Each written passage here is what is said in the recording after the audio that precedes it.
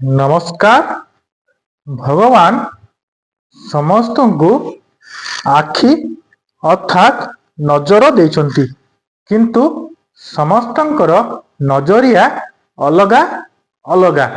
ଆଜି ହେଉଛି ଫେବୃଆରୀ 7 ଶନିବାର 2026 ରୋଜ୍ ଡେ ବା ଗୋଲାପ ଫୁଲର ଦିବସ। ସମସ୍ତେ ତ କାହାକୁ ନା କାହାକୁ ରୋଜ୍ ଡେ ପାଳନ କରିଥିବେ। ନିଜର ପ୍ରେମିକା ମାନଙ୍କୁ ରୋଜ୍ ଡେ ପାଳନ କରିଥିବେ।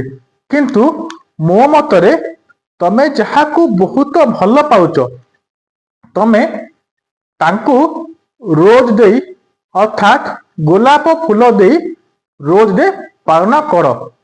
ପ୍ରଥମେ ତ ମୁଁ ମୋର ବାପା ମାଙ୍କୁ ବହୁତ ଭଲ ପାଏ, କାରଣ ବାପା ମା ହଉଛନ୍ତି ସାକ୍ଷାତ ଭଗବାନ।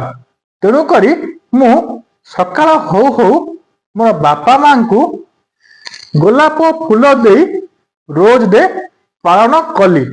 ତାପରେ ଦେଖନ୍ତୁ, ଶ୍ରୀକୃଷ୍ଣ ଭଗବାନ ରାଧାରାଣୀଙ୍କୁ ଗୋଲାପ ଫୁଲ ଦେଇ ମୁଁ ରୋଜ୍ ଡେ ପାଳନ କରୁଛି। ଠିକ ଅଛି। ओम कृष्णाय वासुदेवाय हरये परमात्मने प्रणतः क्लेशनाशाय गोविंदाय नमः नमः। Happy rose day to all. Thank you.